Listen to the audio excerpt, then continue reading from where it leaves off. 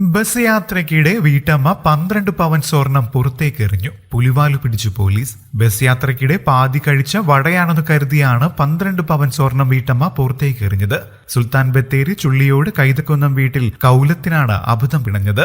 വീട്ടുജോലി ചെയ്ത് ജീവിച്ചിരുന്ന കൗലത്ത് ബാങ്കിൽ പണയം വെച്ച സ്വർണം തിരിച്ചെടുത്ത് വീട്ടിലേക്ക് മടങ്ങുകയായിരുന്നു. രാമനാട്ടുകരയിൽ വെച്ചാണ് പകുതി തിന്നുതീർത്ത വടയ്ക്ക് പകരം സ്വർണം പുറത്തേക്ക് എറിഞ്ഞത്. 1 മണിക്കൂറോളം നീണ്ട ആശങ്കകൾക്കൊടുവിൽ ഓട്ടോ ഡ്രൈവറാണ് സ്വർണം കണ്ടെത്തിയത്.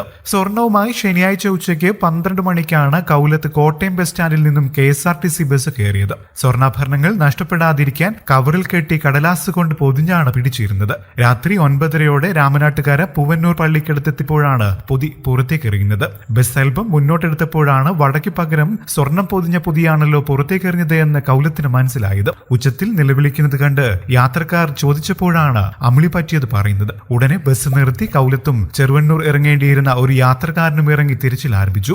ഒടുവിൽ കാര്യമറിഞ്ഞ് പ്രദേശത്തെ ഓട്ടോ ഡ്രൈവർമാരും തിരച്ചിലിനിറങ്ങി. സ്വർണം ലഭിക്കാതായതോടെ തൊട്ടടുത്തുള്ള ഫറൂഖ് പോലീസ് സ്റ്റേഷനിൽ കാര്യമറിയിച്ചു. തുടർന്ന് പോലീസുകാരും തിരച്ചിലിനിറങ്ങി. തുടർന്ന് 45 മിനിറ്റോളം നീണ്ട തിരച്ചിലിനൊടുവിൽ പൂവന്നൂർ പള്ളിക്കടുത്ത് ഡിവൈഡറിന് സമീപത്ത് വെച്ച് ഓട്ടോ ഡ്രൈവർ കള്ളിത്തോട് കണ്ണംപറമ്പ് ജാസറിന് സ്വർണ്ണാഭരണങ്ങൾ ലഭിക്കുകയായിരുന്നു. നടപടിക്രമങ്ങൾക്ക് ശേഷം സ്വർണം കൗലത്തിന് കൈമാറി.